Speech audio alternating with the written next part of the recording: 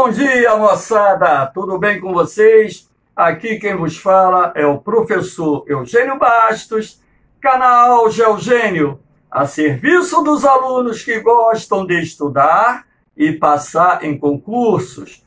Moçada, vamos fortalecer aí o canal. Se inscrevam, dê aquele like, compartilhe o vídeo e ajudem o professor Eugênio Bastos a democratizar o ensino da geografia.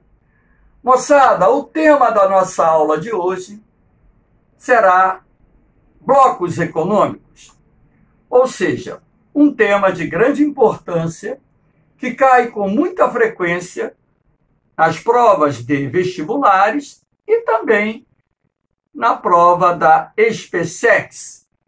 Como o assunto é muito extenso e, na verdade, são vários blocos econômicos, dentre os quais eu analisarei somente os mais importantes, essa aula estará dividida em 2 ou 3 partes.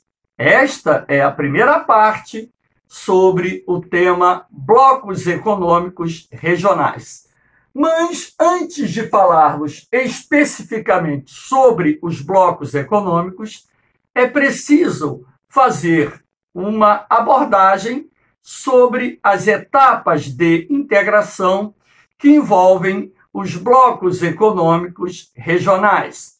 Eu destaquei aqui as 4 mais importantes etapas de integração de um bloco econômico. Vamos ver aqui. Zona de livre comércio. A zona de livre comércio se estabelece quando os países de um determinado bloco econômico eliminam as barreiras alfandegárias ou barreiras aduaneiras e também as barreiras não alfandegárias como forma de estimular o comércio bilateral entre os países membros. Temos como exemplo o NAFTA, o Tratado de Livre Comércio da América do Norte, que é a zona de livre comércio mais famosa do mundo. A União Aduaneira, ela se estabelece quando os países de um determinado bloco econômico adotam regras alfandegárias e não alfandegárias comuns.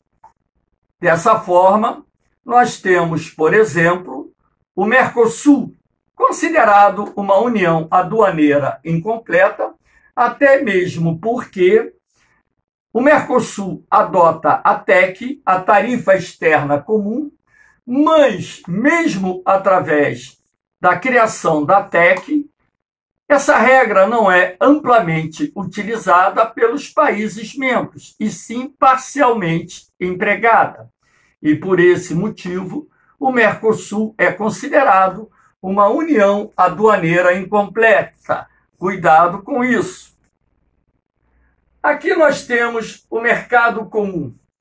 O mercado comum, ele se estabelece quando os países de um determinado bloco econômico implementam as chamadas 4 liberdades fundamentais: a livre circulação de trabalhadores, mercadorias, serviços, capitais, e isso faz com que haja uma maior integração entre os países participantes de um determinado bloco econômico, como é o caso da União Europeia, o exemplo típico de mercado comum. E nós temos a União Monetária, quando os países de um determinado bloco econômico seguem as mesmas regras monetárias e também utilizam uma moeda comum. Nós temos como exemplo a União Europeia, que é uma união monetária, uma vez que quase todos os países membros do bloco adotam o euro, a moeda comum. Então, aqui nós temos as 4 mais importantes etapas de integração econômica que classificam os mais diferentes blocos econômicos existentes no mundo. Vamos estudar agora os blocos econômicos, começando pelo Benelux. O Benelux foi criado no ano de 1944, portanto, um pouquinho antes do término da Segunda Guerra Mundial, sendo considerado a primeira iniciativa de integração econômica que deu certo, envolvendo a Bélgica, Neerlândia, que é a Holanda, e Luxemburgo. No período do pós-guerra, esses países uniram esforços para a reconstrução das suas cidades, das suas economias. Claro que o Benelux também contou com a ajuda do Plano Marshall, que foi uma ajuda econômica fornecida pelo governo norte-americano aos seus aliados da Europa Ocidental. Muitos consideram o Benelux como o embrião de um futuro bloco econômico que inicialmente foi chamado de Mercado Comum Europeu e que veremos um pouquinho mais à frente. Aqui nós temos a CECA, a Comunidade Europeia do Carvão e do Aço. A CECA ela foi criada em 1951, a partir do Tratado de Paris. 6 países criaram a Comunidade Europeia do Carvão e do Aço. A Alemanha Ocidental, também conhecida como República Federal da Alemanha, Itália, França, Bélgica, Holanda e Luxemburgo. O objetivo central da Comunidade Europeia do Carvão e do Aço foi estimular o comércio do carvão mineral, matéria-prima vital para a produção do aço, e do aço, um produto derivado da indústria siderúrgica, portanto, de uma indústria de base, de extrema importância para a reconstrução dos países pertencentes ao bloco, que foram duramente castigados pela Segunda Guerra Mundial. Muitos também consideram a Comunidade Europeia do Carvão e do Aço como um embrião do processo de criação do Mercado Comum Europeu. Aqui nós temos o Mercado Comum Europeu, o MCE, também conhecido como Comunidade Econômica Europeia. O MCE surgiu em 1957, a partir da assinatura do Tratado de Roma. Inicialmente, esse bloco era constituído pelos 6 países que compunham a Comunidade Europeia do Carvão e do Aço, ou seja, França, Itália, República Federal da Alemanha, Bélgica, Holanda e Luxemburgo. Lembrando que naquela época a Alemanha estava dividida. O Mercado Comum Europeu ele tem como principais objetivos a implementação ou implantação das chamadas 4 liberdades fundamentais: a livre circulação de trabalhadores, mercadorias, serviços e capitais, a partir também da eliminação das barreiras alfandegárias e não alfandegárias. O resultado do Mercado Comum Europeu foi muito bom, razão pela qual esse bloco econômico ele foi crescendo, e vamos ver aqui o processo histórico de ingresso de novos países dentro do Mercado Comum Europeu.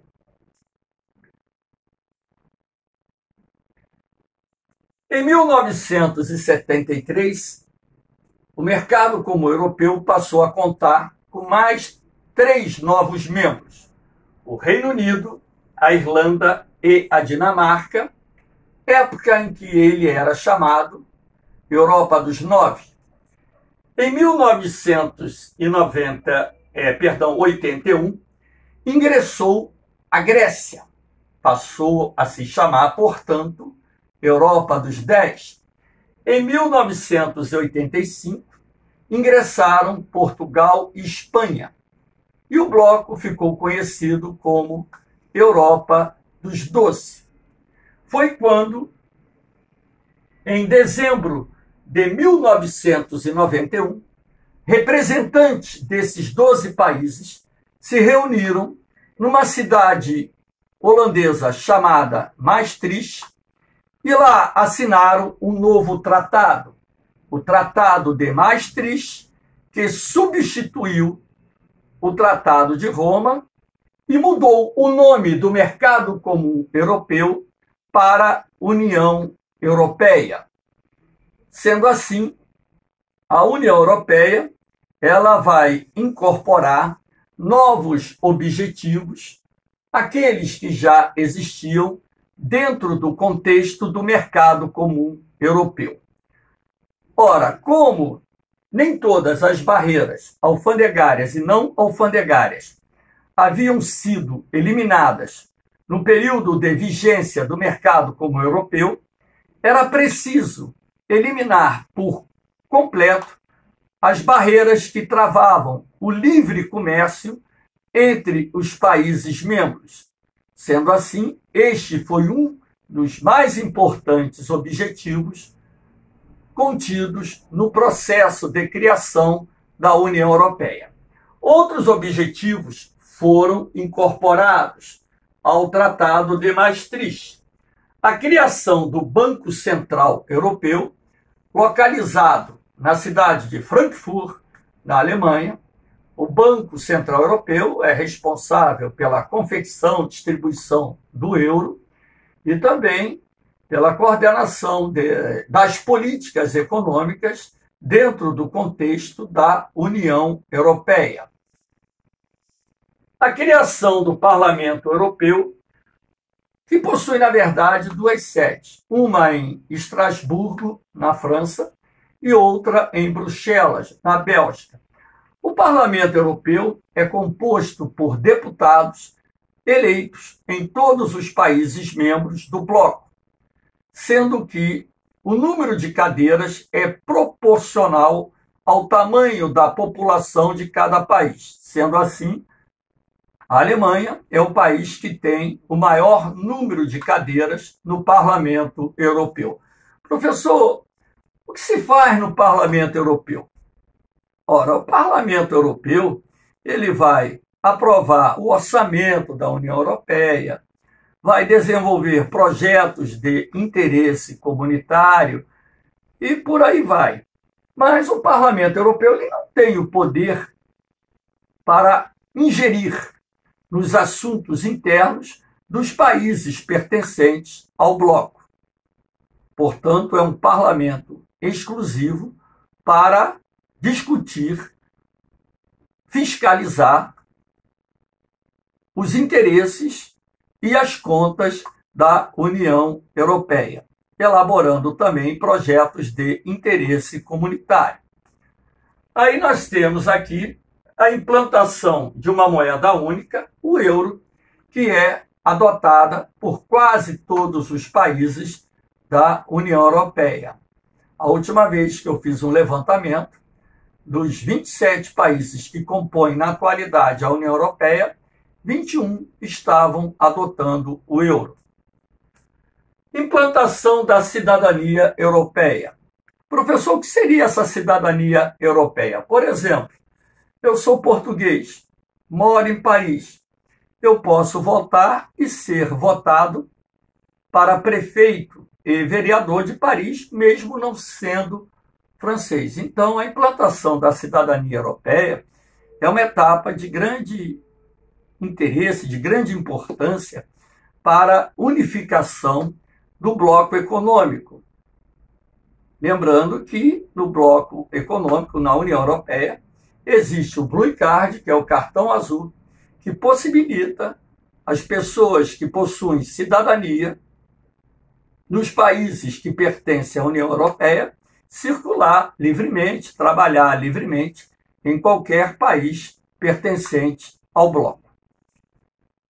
Adoção de uma política externa comum. A União Europeia, ela tem que manter essa política externa comum como forma de evitar rachas, divisões dentro do bloco. Quando a gente fala política externa comum, é nos mais diferentes âmbitos, como, por exemplo, a política de imigração. Portugal não pode adotar uma política de imigração, por exemplo, que facilite a entrada de estrangeiros no país. Por quê? Porque, ao fazer isso, diferentemente da União Europeia, permitiria que essas pessoas, ao obterem um visto de trabalho em Portugal, pudessem migrar para qualquer país da União Europeia. Então, quando se fala em adotar uma política externa comum, essa política externa é nos mais diferentes âmbitos que envolvem não só questões sociais, como também questões econômicas e até mesmo assuntos de interesse geopolítico. A União Europeia, ela possui Conselho de Ministros, o Conselho de Chefes de Estado, portanto, é um bloco econômico com uma estruturação muito interessante. Com a criação da União Europeia, o bloco econômico voltou a receber novos membros. Vamos ver aqui. Em 1991, ingressaram a Finlândia, a Áustria e a Suécia. O bloco passa a ser composto por 15 países.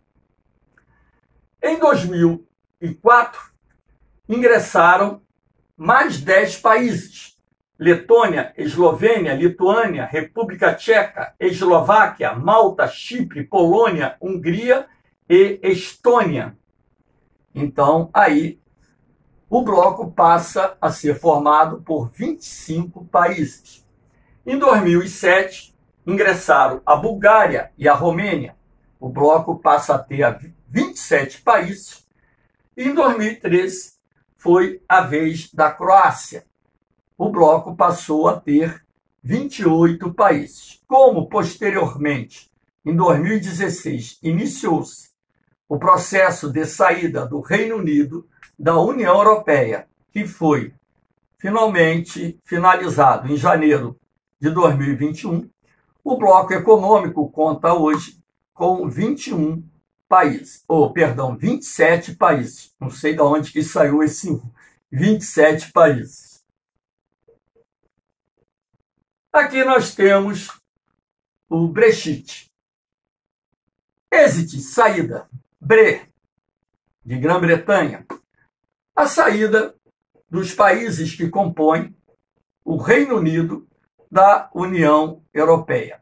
Todo esse processo vai ter início no ano de 2016, quando foi realizado um referendo, um plebiscito, para saber a opinião dos moradores do Reino Unido a respeito da permanência ou não do Reino Unido na União Europeia. Aqueles que eram favoráveis à saída venceram.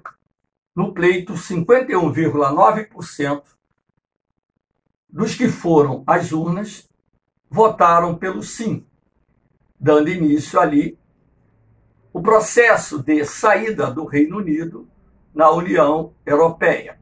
Processo este que se arrastou por aproximadamente 4 anos, finalizado agora no início de 2021. Então, em 2017, o Reino Unido comunica à União Europeia que dará seguimento ao processo de saída do bloco econômico. Mas, professor, o que determinou a saída do Reino Unido da União Europeia? Ora, haviam, na verdade, alguns pontos de atrito do Reino Unido com a União Europeia, como, por exemplo, o Reino Unido era obrigado a transferir um volume muito alto de recursos para a União Europeia. Cada país contribui com uma certa quantia. E o Reino Unido era contrário ao fato do Reino Unido, Alemanha, França e Itália serem os países que mais contribuíam com o bloco econômico. achando que essa repartição deveria ser mais igualitária. Agora, nós temos que levar em consideração que o Reino Unido, a Alemanha, a França e a Itália são as maiores economias do bloco. Então, aqueles mais ricos podem contribuir com mais, mas dentro do pensamento daqueles que eram favoráveis à saída do Reino Unido do bloco, esse era um problema muito sério. Uma outra questão envolvia a política de imigração. No Reino Unido existem muitos imigrantes, parte dos quais clandestinos. E esses imigrantes são acusados, entre aspas, de roubarem, tirarem os empregos dos trabalhadores locais. E isso gerava um crescente descontentamento entre a população.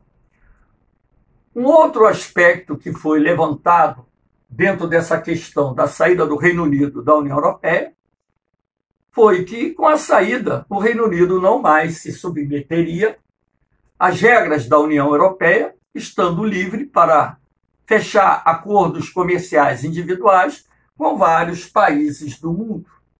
E, de acordo com os defensores do sim, daqueles que apoiaram a saída do Reino Unido da União Europeia, isso seria de grande relevância para que a economia do Reino Unido pudesse crescer num ritmo mais acelerado.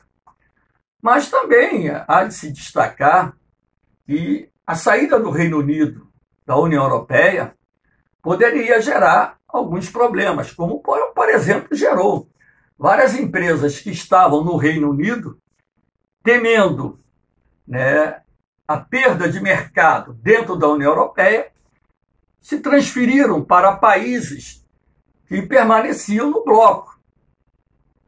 Segundo os analistas, o PIB do Reino Unido poderia recuar nos próximos anos, a economia do Reino Unido encolher, com isso, havendo uma expansão do desemprego no país, uma queda da arrecadação de impostos, que seria um problema econômico muito sério, não só um problema econômico, como também um problema social muito sério.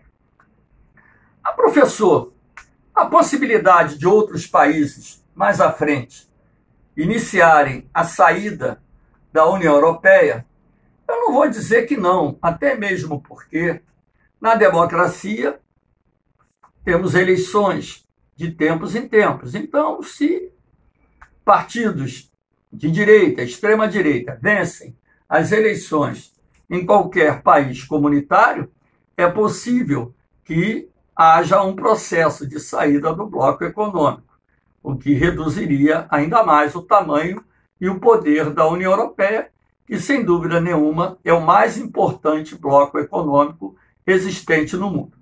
Professor, existem outros países querendo ingressar na União Europeia? Sim.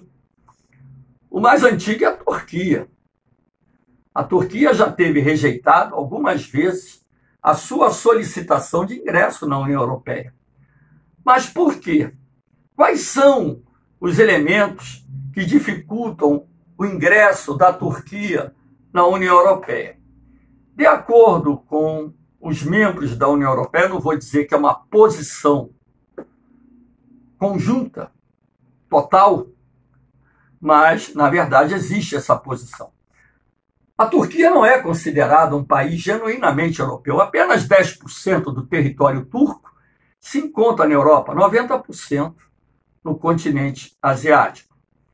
Um outro aspecto é que no Tratado de Maastricht existe um artigo em que os governos são obrigados a respeitar os direitos humanos. E o governo turco tem sido acusado inúmeras vezes de não respeitar os direitos humanos, inclusive perseguindo minorias, como, por exemplo, a minoria curda. Os curdos que vivem na Turquia, na Síria, no Iraque, no Irã, por exemplo, lutam pela criação ou recriação do Kurdistão. São mais de 28 milhões de pessoas que vivem sem uma pátria. E o governo turco tem tratado os curdos com muita repressão e, dessa forma, não só os curdos, mas outras minorias que são reprimidas dentro do país, alimenta a recusa dos membros da União Europeia no ingresso da Turquia no bloco. Além do mais, a Turquia tem rivalidades históricas com a Grécia, que é um país pertencente à União Europeia. Um outro temor envolve a questão do fato da Turquia ser um país islâmico, ou seja, quase toda a população turca segue o islamismo. Sendo assim, há o medo de que a Turquia se transforme numa porta de entrada para extremistas islâmicos que poderiam cometer atentados em vários países europeus. Esses são os principais elementos que travam a entrada da Turquia na União Europeia. Mas, sem dúvida nenhuma, o bloco vai continuar crescendo. Montenegro, Albânia, Macedônia, a própria Ucrânia está negociando seu ingresso na União Europeia. Enfim, é provável que nos próximos anos o bloco receba novos países membros. Aqui nós temos o NAFTA, o Tratado de Livre Comércio da América do Norte, que entrou em vigor no dia 1º de janeiro de 1994. Apesar desse bloco ser constituído apenas por 3 países, Estados Unidos, Canadá e México, o NAFTA surgiu como um poderoso bloco econômico, até mesmo porque, se somarmos as populações atuais dos Estados Unidos, México e Canadá, temos aí um mercado consumidor de aproximadamente 500 milhões de indivíduos, que faz desse bloco, em termos de população absoluta, rivalizar com a União Europeia, não só na questão do mercado consumidor, como também o NAFTA tem o maior PIB do mundo. Só os Estados Unidos hoje têm um produto interno bruto superior a 20 trilhões de dólares. O NAFTA ele surgiu apenas como uma zona de livre comércio. O NAFTA não é como a União Europeia. Lá não existem as 4 liberdades fundamentais. O objetivo central do NAFTA foi eliminar progressivamente as barreiras alfandegárias num prazo de 15 anos, ou seja, até 2009, todas essas barreiras alfandegárias deveriam ser eliminadas para que o NAFTA se transformasse numa zona de livre comércio. Um outro objetivo também interessante do NAFTA foi o incentivo à implantação de empresas maquiladoras no território mexicano, sobretudo em cidades localizadas próximas à fronteira com os Estados Unidos. As empresas maquiladoras são aquelas que trazem os seus componentes para montar os seus produtos ou produzir os seus produtos num país onde é menor o custo da mão de obra. Então, ao longo da década de 1990 até o iniciozinho da década de 2000, muitas empresas maquiladoras se instalaram no território mexicano. Posteriormente, boa parte dessas empresas deixou o México. Muitas foram, inclusive, para o continente asiático, sobretudo para a China, onde o custo de produção é menor ainda do que era no México. E essas cidades que conheceram o momento de prosperidade na década de 1990, início da década de 2000, também conheceram um processo de decadência e muitas dessas cidades acabaram empobrecendo e, sendo assim, agravando as questões socioeconômicas da população e aumentando a pressão migratória para os Estados Unidos. O NAFTA, portanto, não é um mercado comum, é apenas uma zona de livre comércio envolvendo países como Estados Unidos, Canadá e México. E mesmo sendo uma zona de livre comércio, ainda existem problemas que travam o comércio bilateral entre esses 3 países, porque são países que também adotam o protecionismo econômico e setores mais vulneráveis à concorrência internacional são protegidos por medidas adotadas, sobretudo, pelo governo norte-americano. Moçada, espero que vocês tenham gostado da aula. Dê aquele like, se inscrevam no canal, ajudem o professor Eugênio Bastos a democratizar o ensino da geografia, porque o canal Geogênio foi criado para você, o aluno e aluna que gostam de estudar e passar em concursos. Um beijão no coração de vocês, um forte abraço, fiquem com Deus. Eu vou, mas eu volto, hein? Fui!